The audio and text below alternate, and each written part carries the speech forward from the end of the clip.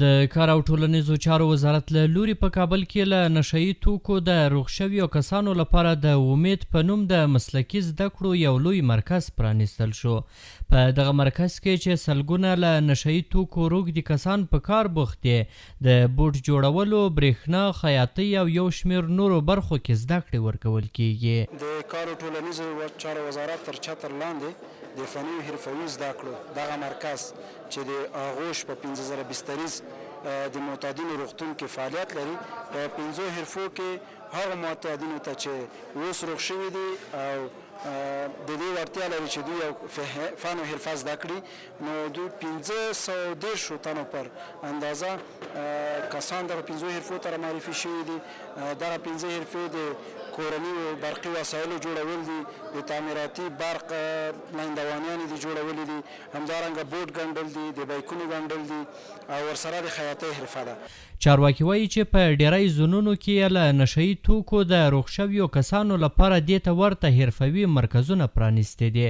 او اوس مهال په زرګونه له نشهیي توکو روغ شوي کسان پکې په زده کړو بوخت دي. د افغانستان اسلامي امارت د خپل مسؤلیت او شفقت له مخې غواړي او کوشش کوي چې خپل ملت له نشې او اعتیاد څخه نجات ورکړي او د نشهیي توکو هر قسمه کاروبار بند کړي او د دې جنایت مرتکبین د شریعت او عدالت منګولو ته وسپاري او غواړي چې ټول معتادین تداوي سي، حمایه او تربیه سي او بیرته خپل عادي ژوند ته راوګرځول سي. او د دې لپاره چې زموږ خلک، زموږ نسل، زموږ وطن د دې شومې بدمرغې پدیدې له ګرفت څخه د تل لپاره نجات ومومي،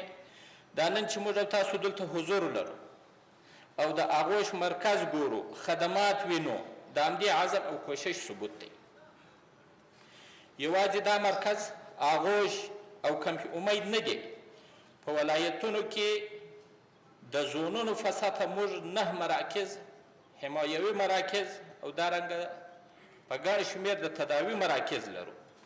محمد الله چې له دې وړاندې په یوه بل حرفوي مرکز کې د بوټونو د جوړولو په کار له تیرو 3 میاشتو راهیسې مصروف و، وایي پلان لري له دې مرکز څخه تر وتو وروسته په دې برخه کې خپله یو کاروبار ځان ته برابر کړي. اته میاشتې کې چې موږ یې ګیر کړی راوړی وو، پوه سره به دغلته دغه د 2 میاشتې کې چې دغلته یو بس دا څه ورته د بوټو ګور د سپلې ګور هغه شیان ګور جوړولی شي. والله ګوره بس ګوره ډېره خوشحاله د مخکې نه چې ګوره مخکې دا خلک چې وو ډېر هلته ګوره وضعیت خراب و، پوه سره اوس ګوره د امارت اسلامي ګوره موږ سره ګوره ډېر ښه کار کړی دی، پوه سره.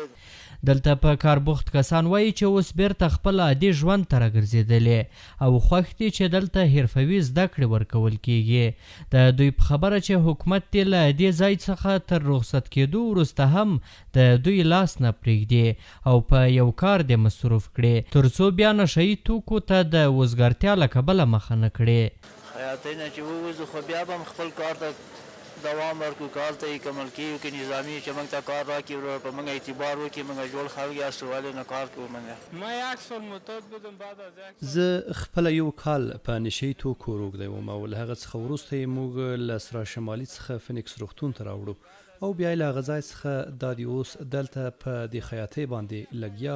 او له خپل کار څخه ډېر خوشحاله یم. نږدې 7 میاشتې کېږي چې دلته یم او 3 میاشتې مې دلته د کار د پوره کېدو کېږي. له خپل کار څخه دومره خوشحاله یم چې اندازه نه لري. له حکومت څخه موږ دا غواړو چې د کار زمینه دې راته برابره شي او اوس خو شکر یو کسب او کار مو زده کړی دی.